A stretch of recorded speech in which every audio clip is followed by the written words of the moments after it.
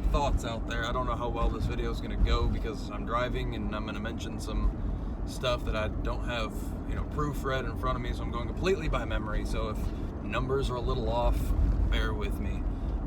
Nothing I say should be taken as gospel anyway, because I'm a human being and I'm just as stupid as everybody else. That being said, I like to think. Sometimes my thoughts are wrong, but if you disagree with me, please tell me, because if I'm wrong, I want to know that I'm wrong so I can have better thoughts. But my thought that I've had for a long time, most of my life as a Christian, is it okay for a Christian to defend himself and his family with, physical violence, with, possibly killing somebody? And there's a lot of people that say a lot of things, so I'm just going to throw out my things. It's important to go back to things that we know are actually logical. Hold on one second, I got to plug in my phone because it's about to die. But just morally, is it okay? Well, if you want to go by morals, there's literally nothing in this world that doesn't defend itself to the greatest extent it is required. Period. Ants, the smallest things, they'll bite the crap out of you and it will hurt. And if you get far enough into a nest of bees, they'll sting you and they hope to get you to go away, and if need be, they will kill you. Certain fish in the water, they will kill you. Some of them are predators. I'm not talking about predators. That's different, especially when it comes to humans. I'm talking about defense. Nicest dog in the world, you attack the dog, either it will cower in fear or it will fight back. Plants, there are plants that will defend themselves as best as possible.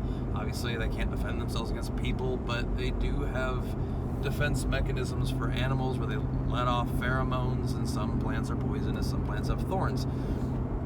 So in nature, you see that everywhere.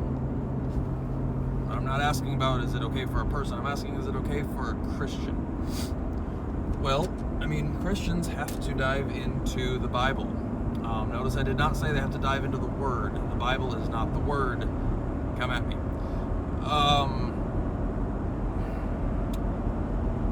The Bible makes it pretty clear, yes, you can defend yourself. It doesn't even think that killing is wrong.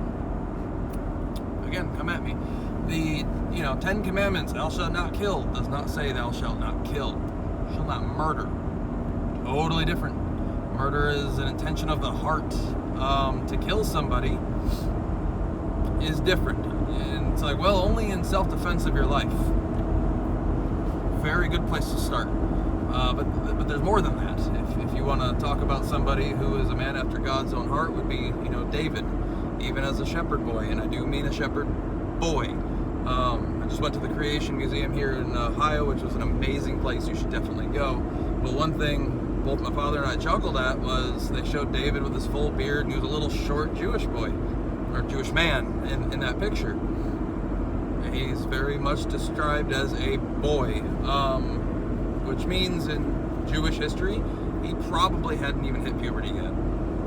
He would have been anywhere from 12 to 14 years old, maybe even younger. But when you hit puberty back then, you were considered a man. You were probably given land, and you were given a wife, and you were already in a trade. This was a shepherd. Not a profession of a man. We do know he was not of age to go to war, so he was under 22 for sure, 21, 22, wherever that started, but he was considered a boy. Nowadays, some people will look at me and say I'm a boy. I'm 30.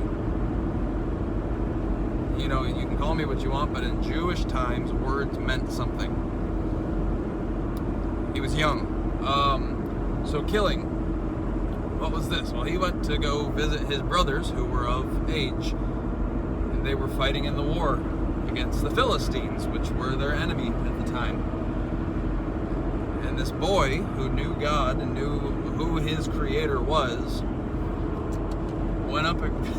They went to this army, and there was this other army on the other side of the valley, And in that time, your champions would fight in order to prevent the war, or the entire armies from fighting. Your champions would fight.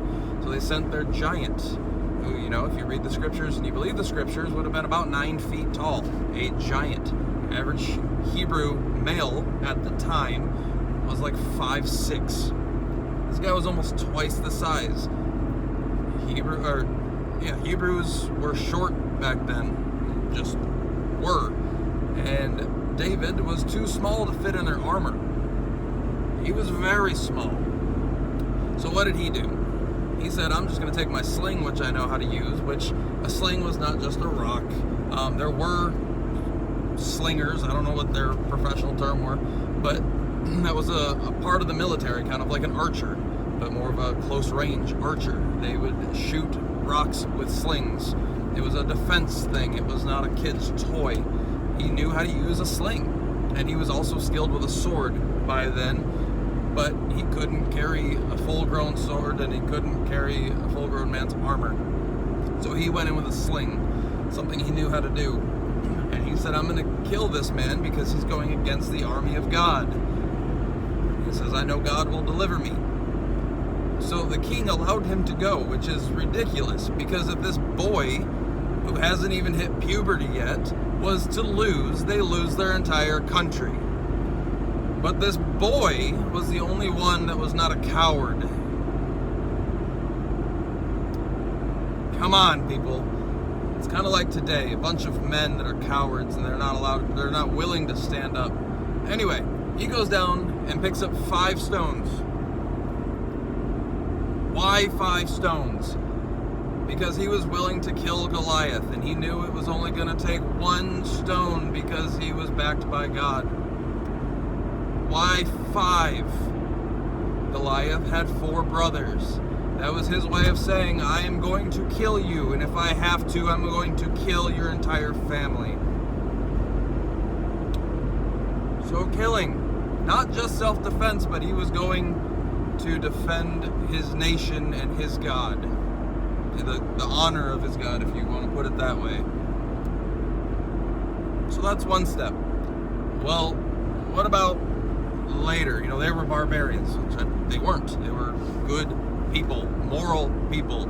They cared about their families. They cared about their nation. They cared about their God. They cared about the well-being of humanity. That's not a barbarian. So what about later? Well, what about the Messiah? What did he say? Love everybody, be peaceful, and, just turn the other cheek and let people slap you around? No, not at all. He did say turn the other cheek. Need some context, though. But he also said, I want you to be as innocent as doves. Beautiful, again, flowery, wonderful, unicorns, rainbows, kitties. As wise as doves and as cunning as serpents. Jewish, boom, serpent, devil, evil. What? What do you mean, serpent? The serpent was the one that deceived Adam and Eve in the garden. A Jew would hear serpent and immediately think devil. So I want you to be innocent. Do this with the right heart. Do not go out and just try to kill people. Do not steal, kill, and destroy. That's what this devil does. I want you to be as innocent as a dove. However, I want you to be as wise as a serpent. That is not the Jesus that most churches teach about. Well, he did say turn the other cheek. Yes. You got to remember, he was talking to fishermen. These boys, again, very young. Only one of them would have been, considered a man, really. They would have been probably over puberty, but they would not have been over 21. There's teachings on that you would have to know some Jewish history about, and we could talk about that if you want to. But these were young men who dealt with fishing nets. They had knives. They would have. You need that to fish. So Jesus told them, if you do not have an assault knife, a sword, sell your clothing, sell your cloak, and buy one. Why? Because you might have to defend yourself. And you gotta realize, a sword is a military weapon. That's why I said assault knife. You can defend yourself with a knife if you plan to, jab and run in order to save your own skin. We We are supposed to be warriors. Warriors do not cut tail and run unless it's for a tactical advantage. So when you are told to defend yourself as somebody plans to kill you, they have sacrificed their right to live. Now it's between you and them. Get yourself your assault knife, grab your sword, and go to town. Do what you have to do.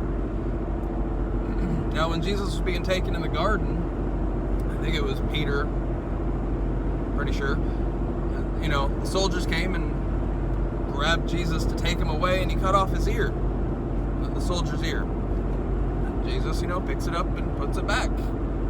Did not scold him for attacking the soldier, because to defend life is right. However, in that context, he was supposed to stop, because he wanted them to take him. It needed to be finished.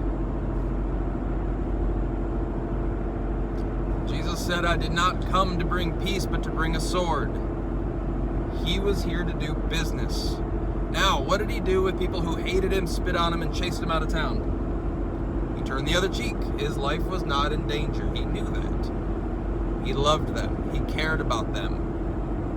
And that changed them. However, what did he do with those who claimed to speak for God and didn't? He went over, he made a whip, he beat the hell out of them, he flipped tables over, he chased them out of his father's home. We don't talk about that. You think about that. He had to go into the temple, which should not have been set up with, people selling stuff. He went in there. He probably paid for the stuff that he fashioned the whip out of. He slowly thought about what he was doing. He fashioned the whip, and he cleaned house. He did not go psycho, because in the middle of cleaning house, he stops, he releases the birds, and then he knocks over the cages. He was very much in control. The meek shall inherit the earth. What is meekness? I looked it up recently, and it said something about being weak and fragile and frail and all that kind of crap. When they said the meek shall inherit the earth, the meaning of meek would have been described as the bridle in a horse's mouth. A horse has a lot of power, can overpower just about anything in that day. However, a bridled horse has full control of its power. It does not mean be frail and be weak. It means be strong, be powerful, and be completely in control of yourself. Again, I could be completely wrong about all of this. If I am, please let me know. But I've spent my entire life with this question in my mind: is it okay for me to defend myself and my family by any means necessary? I believe it is, and I will. You should too. However, be in control. Do not fly off the handle. This whole January 6th crap that happened, that was because they flew off the handle. There was almost 1 million people there. They were strong, they were powerful, and a few of them got out of control. They went into the building. They didn't even damage anything. There was no spray paints, there was no fires. They broke some windows in order to get in, but there is some controversy on who actually did that. If they had stayed in control, nothing would have changed, by the way, but they would have shown their power. They would have shown what they cared about. And the perception of what happened that day would have completely changed. Just food for thought. Let me know what you think. Chew on it for a little while. And remember to be safe. You're not alone.